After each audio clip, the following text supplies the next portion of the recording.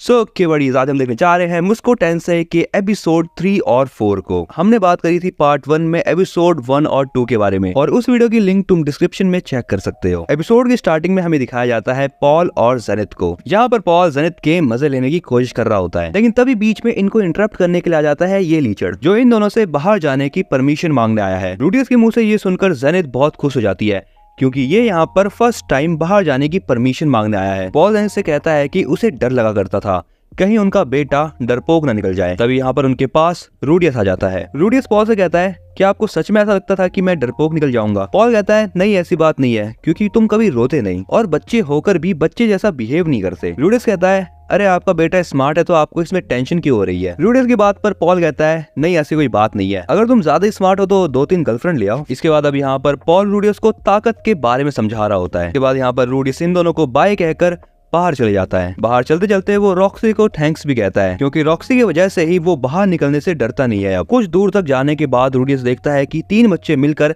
एक बच्चे को परेशान कर रहे होते हैं। यहाँ पर ये चीज देखकर रूडियस थोड़ा सा परेशान जरूर होता है, लेकिन वो थोड़ी देर बाद देखता है कि उनमें से ही एक बच्चा एक बहुत बड़े से पत्थर को लेकर दूसरे बच्चे के ऊपर मारने वाला होता है। अब यहाँ पर ये चीज देखकर रूडियस आगे आता है और उस बच्चे के मुंह पे वाटर कैनन फेंक के मारता है। वो रूडियस को देखकर समझ जाता है कि वो लोग रूडियस को हरा नहीं सकते, इसीलिए वो तीनों वहाँ से चले जाते हैं। रूडियस अब यहाँ पर जाके उस लड़के को देखता है। यहाँ पर रूडियस एक वाटर बॉल को बनाता है, जिसे देखकर वो लड़का वहाँ से भागने की कोशिश करता है डर के मारे, लेकिन रूडियस उसके हाथ को पकड़ लेता है और उसको पानी से नहलाने लगता है। लेकिन तभी वो नोटिस करता है कि उस लड़के के बाल ग्रीन होते हैं। अब ये देखने के बाद रूडियस फटाफट से उसके सर को चेक करता है, लेकिन उसे कोई भी स्टोन दिखाई नहीं देता, जिसे देखकर वो रिलैक्स हो जाता है। अब यहाँ पर रूडियस अपना विंड मैजिक यूज करके उसके बालों को सुखाने लगता है। वो लड़का रूडियस से कहता है, क्या तुम्हें मुझसे डर नहीं लग रहा? रूडियस कहता है, नहीं मुझे डर नहीं लग रहा, क्योंकि मेरी टीचर एक डीमन थी, और क्या तुम भी डीमन हो? इस पर वो लड़का बताता है कि उसके फादर हाफ एल्फ हैं। यहाँ तक कि उसे खुद भी नहीं पता कि वो एल्फ है या डीमन है। अब ये कहकर वो लल्लुओं की तरह रोने लगता है। इसके बाद ये लड़का और रूडियस चल लगते हैं। चलते हुए ये लड़का रूडियस से कहता है, आखिर तुमने मुझे बचाया क्यों? इस पर रूडियस उसे बताता है कि उसके फादर ने उसे कमजोरों की हेल्प करना सिखाया है। ये कहने के बाद रूडियस उसे फ्रेंडशिप के लिए अप्रोच करता है, लेकिन रूडियस की इस बात पर वो लड़का कुछ खास रिप्लाई नहीं देता। आगे चलकर रूडियस मनी मन सोचता है,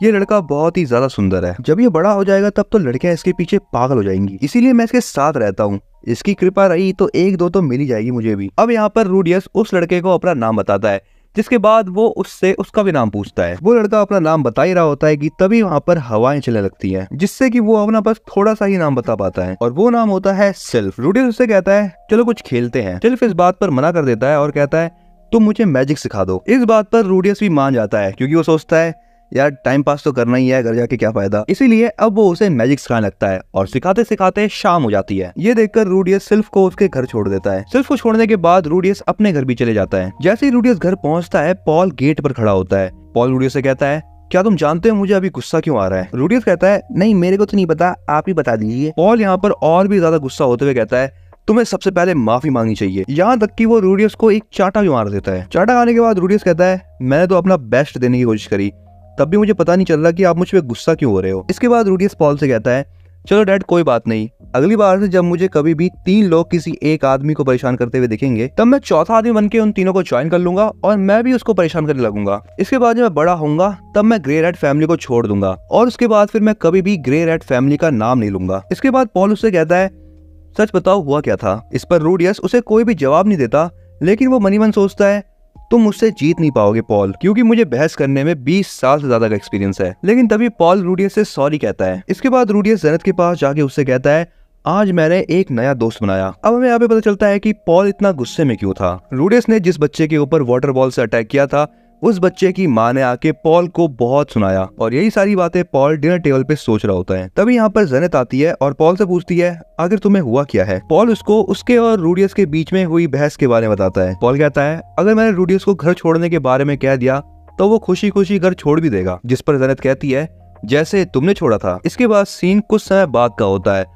और अभी समर टाइम चल रहा है। यहाँ पर रूडियस स्वॉर्ड प्रैक्टिस कर रहा होता है। प्रैक्टिस करते करते वो यहाँ पर ये भी सोचता है कि कैसे बार बार वो तीनों बच्चे मिलके सिल्फी को परेशान किया करते थे, जिस पर रूडी बार बार सिल्फ को उनसे बचाया करता था, और उस बच्चे की मॉम शिकायत करने के बहाने पॉल से बार बार मिलने आया करती थी। पेड़ के नीचे लेटे लेटे वो ये सारी बातें सोच रहा होता है कि तभी यहाँ पर सिल्फ आ जाता है। अब यहाँ पर ये दोनों मिलके कुछ देर तक बात करते हैं, जिसके बाद वो फिर से मैजिक की प्रैक्टिस करना स्टार्ट कर देते हैं। सिल्फ अब यहाँ पे थोड़ा थोड़ा सा मैजिक यूज करना सीखने लग जाता है। इसी के साथ वो रूडी को कहता है मुझे गर्म पानी वाला मैजिक यूज करना सिखाओ ना, और रूडी सेम ऐसा ही करता है, वो मैजिक को परफॉर्म कर देता है। सिर्फ ये चीज देखकर उससे कहता है तुमने तो यार कुछ बोला ही नहीं। इस पर वो रूडी से कहता है मुझे भी बिना बोलने वाला मैजिक सीखना है। रूडी यहाँ पे थोड़ी देर तक सोचता है और वो सिल्फ को कहता है अपने अंदर से मैजिक को निकालो। सिर्फ रूडी की बात मानता है और सेम वैसा ही करने लगता है जैसा रूडी ने बताया था। रूडी को लगता है कि सिर्फ मैजिक परफॉर्म नहीं कर पाएगा क्योंकि रॉक्सी भी नहीं कर पाई थी, लेकिन थोड़ी देर की प्रैक्टिस के बाद यहाँ पर सिर्फ मैजिक परफॉर्म कर देता है और ऐसा करने के बाद सिर्फ बहुत ज्यादा खुश होता है। इसके बाद ये फिर से मौज मस्ती करना स्टार्ट कर देते हैं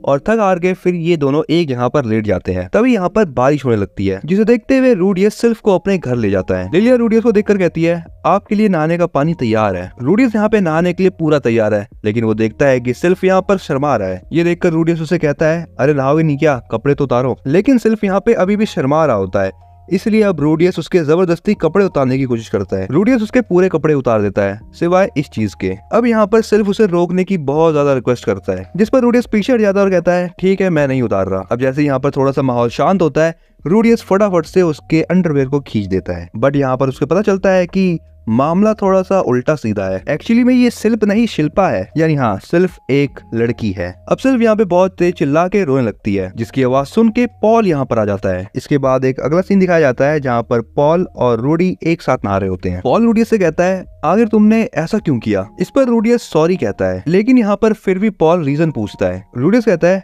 मैंने सोचा था कि उसको सर्दी ना हो जाए, इसलिए मैंने उसे नहलाने की सोची। अब यहाँ पर पॉल उसे समझाते हुए कहता है किसी के मर्जी के खिलाफ कुछ भी काम नहीं करना चाहिए। इसके बाद वो रूडियस को सिल्फी से माफी मांगने के लिए कहता है। रूडियस ऐसा ही करता है, वो सिल्फी से माफी मांगते हुए कहता है मुझे लगा था कि तुम एक लड़का हो, और ये सुनकर सिल्फी फिर से रोने लगती है। इसके बाद अगला सीन अगले दिन का होता है जहाँ पर रूडियस स्वॉर्ड प्रैक्टिस कर रहा होता है, लेकिन रूडियस का यहाँ पर प्रैक्टिस में मन नहीं लग रहा। अब ये चीज देखकर पॉल रूडियस को एक एडवाइस देता है और ये एडवाइस बहुत इंपॉर्टेंट है। पॉल रूडियस से कहता है लड़कियों को लड़कों की स्ट्रॉन्ग साइड पसंद होती है, लेकिन ऐसा हमेशा जरूरी नहीं, लड़कियों को कभी कभी तुम्हारी वीक साइड भी पसंद आती है, इसलिए फटाफट जाओ और फिर से उससे माफी मांगो। रूडियस भी ऐसा ही करता है और वो सिल्फी से फिर से माफी मांगने जाता है। इस बार सिल्फी रोती नहीं और वो रूडियस को कहती है मैं तुमसे नफरत नहीं करती, इसलिए तुम मेरे साथ नॉर्मल होके रह सकते हो, और ये चीज सुन के रूडियस खुश हो जाता है। अगले सीन में हमें दिखाया जाता है कि रूडियस अपनी मॉम को कह रहा होता है बधाई हो। खैर वो बधाई इसलिए दे रहा है क्योंकि उसकी मॉम प्रेग्नेंट है। यहाँ पर पूरे घर का माहौल बहुत ज्यादा अच्छा होता है, लेकिन हमें यहाँ पर एक और खुशखबरी मिलती है,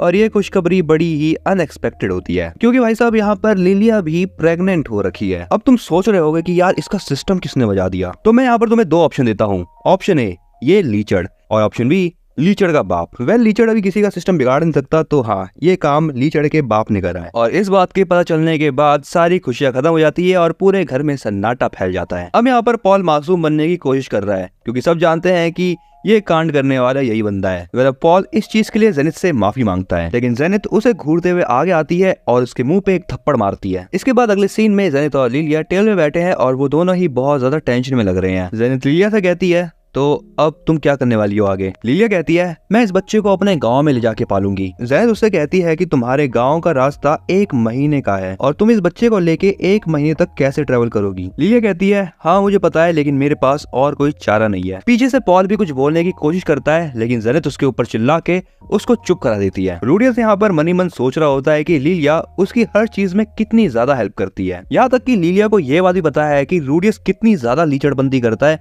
लेकिन तब भी उसने ये बातें किसी को नहीं बताई। इसीलिए अब वो लिलिया की मदद करने के बारे में सोचता है। रूडियस अपनी मॉम से जाके कहता है सारी गलती डैड की है, क्योंकि जब मैं एक दिन टॉयलेट जा रहा था तब मैंने डैड को कुछ ऐसी बातें करते हुए सुना था। वो लिलिया से कह रहे थे अपने पैर खोलो नहीं तो तुम्हारी खैर नहीं। ये सुनकर पॉल खड़ा हो जाता है और वो रूडियस से कहता है आखिर तुम ये क्या बकवास कर रहे हो, लेकिन जेनिथ उसके ऊपर फिर से चिल्लाते हुए उसे शांत करा देती है। लिलिया कहती है ऐसा कुछ नहीं है, लेकिन जेनिथ यहाँ पर ये सोचती है कि लिलिया ये सब कुछ शर्म के मारे कह रही है। लेकिन यहाँ पर रूडियस जेनिथ से बहुत ज्यादा प्यार से कहता है ये सारी गलती डैड की है, तो इस चक्कर में लिलिया को क्यों सजा मिले। वैसे लिलिया यहाँ से जाए तो मुझे अच्छा नहीं लगेगा। इसके बाद जेनिथ यहाँ पे थोड़ा सा सोचती है और वो लिलिया को रोक लेती है। वो लिलिया से कहती है कि तुम इस फैमिली का एक हिस्सा हो, इसलिए तुम्हें कहीं भी जाने की कोई भी जरूरत नहीं। इसके बाद जेनिथ रूम से बाहर जाते हुए पॉल से कहती है तुम्हें मैं बाद में देखती हूँ। और जेनिथ की बात सुन के पॉल की फट जाती है, और क्या फट जाती है ये मुझसे मत पूछना, क्योंकि मैं फैमिली फ्रेंडली कंटेंट बनाता हूँ।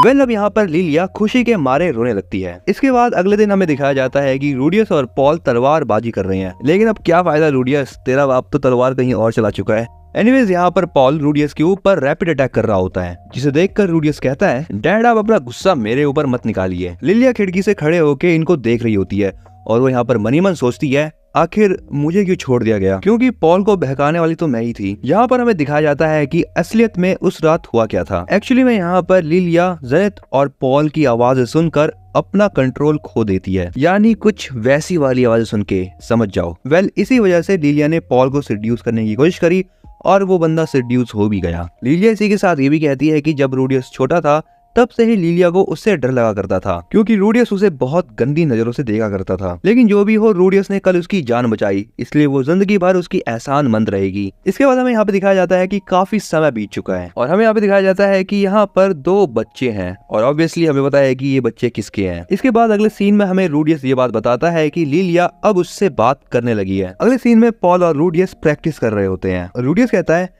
मैं जानता हूँ कि पॉल एक नंबर का घटिया आदमी है, लेकिन तब भी मैं इसकी रिस्पेक्ट करता हूँ क्योंकि ये बंदा स्ट्रॉन्ग है। क्योंकि तलवारबाजी की 3 स्टेजेस होती हैं और पॉल तीनों में ही महारत हासिल कर चुका है। इसके बाद हमें दिखाया जाता है कि रूडियस पॉल के अटैक्स के खिलाफ मैजिक का यूज करता है, लेकिन पॉल को कुछ भी नहीं होता। शॉर्ट प्रैक्टिस के बाद ये दोनों कुछ बातें करते हैं, जिसमें टॉपिक होता है स्कूल। रूडियस का यहाँ पर स्कूल जाने का बिल्कुल भी मन नहीं है, लेकिन पॉल उसे देखकर कहता है, तुम्हें पता है स्कूल में बहुत सारे अमीर बच्चे आते हैं, तो तुम जैसे बच्चे को तो वहाँ पर पक्का बुली करा जाएगा। इसके बाद अगला सीन होता है रूडियस और सिल्फी का। ये दोनों पेड़ के नीचे बैठे होते हैं और यहाँ पर सिल्फी रूडियस से कहती है, तुम आज बड़ा ही अजीब बिहेव कर रहे हो। रूडियस कहता है, मैं पैदा ही अजीब हुआ था। सिल्फी कहती है, क्या तुम कहीं दूर जा रहे हो? जिस पर रूडियस जवाब देता है, पता नहीं, शायद हो सकता है। सिल्फी अचानक ही रूडियस को गले लगा लेती है और वो रूडियस से रोते हुए कहती है, प्लीज मुझे छोड़कर कहीं भी मत जाओ। और वो यहाँ पर बहुत ज्यादा रोने भी लगती है। रूडियस उसे शांत करते हुए कहता है, तुम चिंता मत करो, मैं कहीं भी नहीं जाने वाला। रूडियस भी मनी मन सोचता है, मैं ऐसी लड़की को छोड़ के भला क्यों ही जाऊंगा कहीं। इसके बाद अगला सीन रात का होता है, जहाँ पर रूडियस अपने तकी के साथ कुछ अजीब सी हरकतें कर रहा होता है। तभी यहाँ पर पॉल आ जाता है और उसे देखकर हंसने लगता है। ये देखकर रूडियस उससे कहता है, अगर आपको कुछ काम नहीं है तो आप यहाँ से जाओ ना। इसी के साथ वो पॉल को अपने रूम से बाहर निकालने की कोशिश करने लगता है, लेकिन तभी पॉल उससे कहता है, अरे रुको तो सही यार, तुम्हारे लिए एक लेटर आया है। जैसे ही वो लेटर खोल के देखता है तो उसे पता चलता है कि वो लेटर रॉक्सी की तरफ से था। उस लेटर में लिखा होता है, हमें अलग हुए 2 साल हो चुके हैं, मैं अभी एक किंग के बेटे को ट्रेन कर रही हूँ। कमाल की बात यह है कि ये लड़का भी तुम्हारी तरह ही लीचड़ है। इसी के साथ रॉक्सी ने और भी ज्यादा मैजिक सीख लिया है, जो कि उसे लग रहा था कि वो नहीं सीख पाएगी। इसी के साथ रॉक्सी रूडियस को ये भी कहती है कि अगर तुम्हें मैजिक को और भी ज्यादा अच्छे से सीखना है तो तुम्हें रेनोवा किंगडम में जाके मैजिक को सीखना चाहिए। इस लेटर को पढ़ने के बाद रूडियस पॉल से कुछ बातें करता है और वो अपने बेड पे जाके लेट जाता है। अगले सीन में रूडियस और उसका परिवार डिनर टेबल पे होता है। तभी यहाँ पर रूडियस पॉल से रिक्वेस्ट करता है कि उसे और भी ज्यादा मैजिक इंप्रूव करना है, सो इसलिए उसे रेनोवा किंगडम जाना है और रेनोवा यूनिवर्सिटी में एडमिशन भी करवाना है। इसी के साथ वो पॉल से ये भी कहता है कि सिल्फी की फीस भी आप ही जमा करवा दो, हम दोनों साथ पढ़ना चाहते हैं। रूडियस की इस बात पर पॉल उसे साफ मना कर देता है और वो उससे कहता है, पहली बात तो यह है कि तुम अभी स्वॉर्ड्समैनशिप सीख रहे हो, तो इसलिए मैं तुम्हें जाने नहीं दे सकता। दूसरी बात यह है कि तुम होशियार तो हो, लेकिन हो अभी भी बच्चे ही। और तीसरी बात है पैसा, तुम्हारे लिए तो ठीक है, लेकिन हम 2 लोगों की फीस नहीं भर सकते। रूडियस भी कहता है, हाँ मैं समझ गया, तो क्या आप मेरे लिए एक नौकरी ढूंढने में मदद कर सकते हैं। रूडियस की इस बात पर पॉल थोड़ी देर तक सोचता है और वो कहता है, चलो ठीक है, मैं कुछ करता हूँ इस बात पर। इसके बाद अगले सीन में पॉल और रूडियस स्वॉर्ड प्रैक्टिस कर रहे होते हैं। तभी यहाँ पर एक कैरियर जाता है जिसके अंदर से ये निकलती है। पॉल इसे देखकर कहता है, बहुत समय बाद मिले ग्लेन। यहाँ पर इन दोनों की कुछ देर तक बातें होती है, लेकिन तभी यहाँ पर जेनेट और लिलिया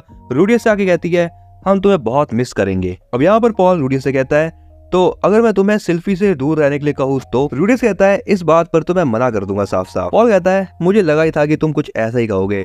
और इसके बाद पॉल यहाँ पर रूडियस को बेहोश कर देता है। अगले सीन में रूडियस उसी कैरेज में होता है जिसमें ग्लेन थी। जैसे ही रूडियस को होश आता है वो ग्लेन से कहता है, मेरा नाम रूडियस है।